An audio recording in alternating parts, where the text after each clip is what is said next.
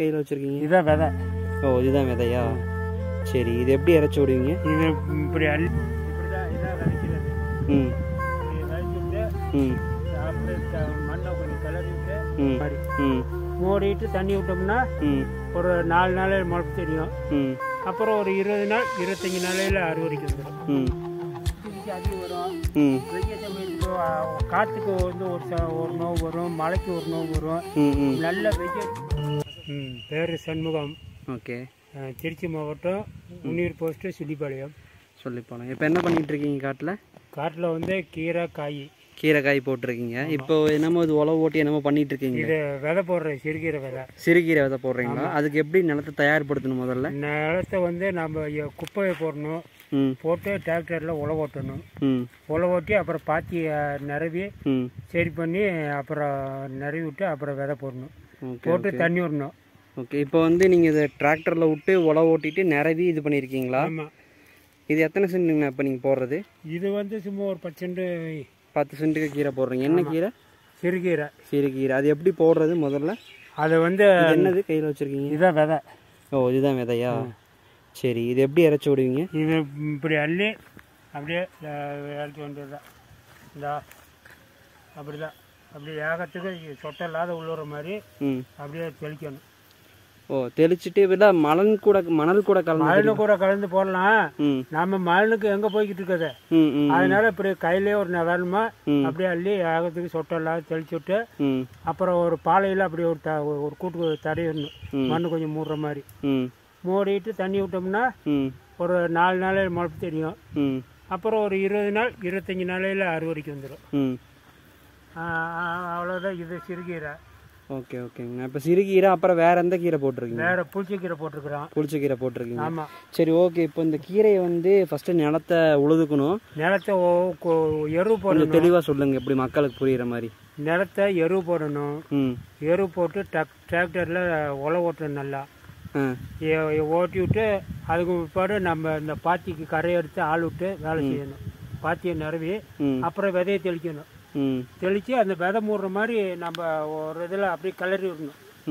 கிளறி விட்டு தண்ணி விட்டோம்னா 4 நாள் 5 நாளையில் முளைப்பு வந்துடும். 4-5 நாளில் முளைப்பு வந்துடும். அதாவது சிறுகீரை வந்து 20-25 நாளையில் பிடுங்கலாம். புளிச்ச கீரை வந்து 40 நாளாக பிடுங்க. சரி, அப்படியே விதைச்சு காட்டுங்க கொஞ்சம் தெளிவாக. 45 நாளில் பிடுங்கலாமா? இது சிறுகீரை 25 நாளையில் பிடுங்கலாம். அந்த இது புளிச்சக்கீரைலாம் வந்து ஒரு 40 நாள் ஆகும். 40 நாள் ஆகும். இதில் வந்து இப்போ ஏதாவது நோய் தாக்குதல் இருக்குமா? நோய் தாக்குதல்லாம் நிறையாவே இருக்கும். என்ன நோய் வரும்? அது வந்து அந்த வெள்ளைங்கிறது உழுவும். அப்புறம் நம்ம பூச்சி புழுவு அது உழுவும். அதுக்கு வந்து நம்ம கலைக்கு மருந்து அடிக்கணும். என்ன மருந்துங்க மாதிரி?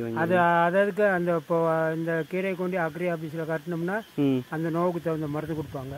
சரி சரி. தண்ணி எல்லாம் அதுக்கு எப்படி வைக்கணும்? வாரத்தில் தண்ணி வந்து இது 4 நாளைக்கு ஒரு தண்ணி வச்சாகணும். 4 நாளைக்கு ஒரு தண்ணி வைக்கணும். இது எத்தனை நாளில் அறுவடை முடியும்? அறுவடை வந்து 20 நாளையில் 25 நாளையில் முடிஞ்சிடும். சிறுகீரை முடிஞ்சிடும். புளிச்ச கீரை வந்து 40 நாள் ஆகும். சரி சரி. அப்படியே கொஞ்சம் விதைச்சி காமிச்சிட்டு அங்கே இருக்கிற புளிச்சக்கீரை எடுத்துக்க. இதா அங்கேருந்து எடுத்தீங்கன்னா தான் விதைக்கிறதா தெரியும். எடுத்துக்கிட்டோமா? இப்படி தான் இதான் விதைக்கிறது. இப்படி விதைச்சி விட்டு அப்படியே மண்ணை கொஞ்சம் கிளறி விட்டு அப்புறம் தண்ணி விடணும். தண்ணி விட்டோம்னா 4 நாளையில் முளைப்பு வரும். 4 நாளில் முளைப்பு வந்து 25 நாளில் அறுவடைக்கு வந்துடும். 20 நாளில் அதுக்கப்புறம் 25 நாளையில் அறுவடை ஆயிரும். நாம் வந்து 4 நாளைக்கு ஒரு தண்ணி வச்சுக்கிட்டே இருக்கணும்.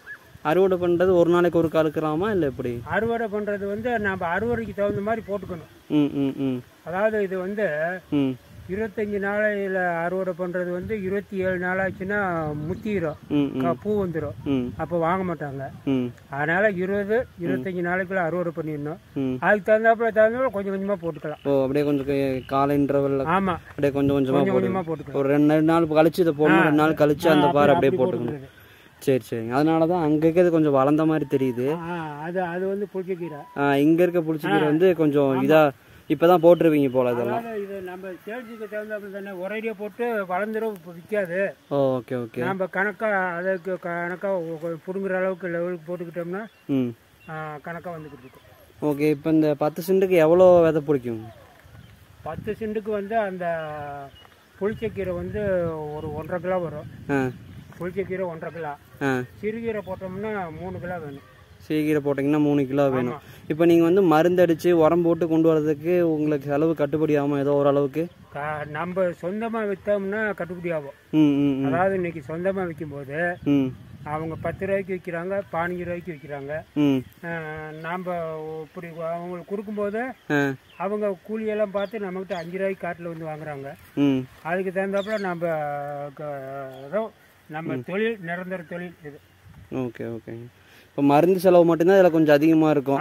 மருந்து செலவு இருக்கும், ஒரு சமயத்துக்கு இருக்கும், ஒரு சமயத்துக்கு இருக்காது. ஏன்னு கேட்டால் ஒரு சமயம் இந்த மழை சீசன் போது கொஞ்சம் பூச்சி அதிகம் வரும். வெய்ய சமயத்துக்கு காற்றுக்கு வந்து ஒரு நோவு வரும், மழைக்கு ஒரு நோவு வரும், நல்லா வெய்ய அடிக்கும் போது அதுக்கு ஒரு நோவு வரும். அந்த சீசன் போது நம்ம இதை ஒரே வாரம், அதாவது 7 நாள் 8 நாளையில் அந்த அறிகுறி தெரியும். நம்ம அதுக்கு தகுந்தாப்புல போய் மருந்து வாங்கி அடிச்சுக்கலாம். இப்போ நீங்கள் வந்து விதைச்சி விட்டிங்கன்னா இதே மாதிரி சிறுகீரை இந்த மாதிரி முளைச்சிக்கும். ஆமாம், இந்த புளிச்சக்கீரை முளைச்ச மாதிரி சிறுகீரையும் முளைச்சிக்கும். எல்லாம் முளைச்சிக்கும். ஓகே ஓகே சரிங்க. நீங்கள் சொன்னது மக்களுக்கு பயனுள்ளதாக இருக்கும்னு நம்புகிறோம். நீங்கள் விவசாயத்தை பற்றி பகிர்ந்ததுக்கு நன்றி. வணக்கம்.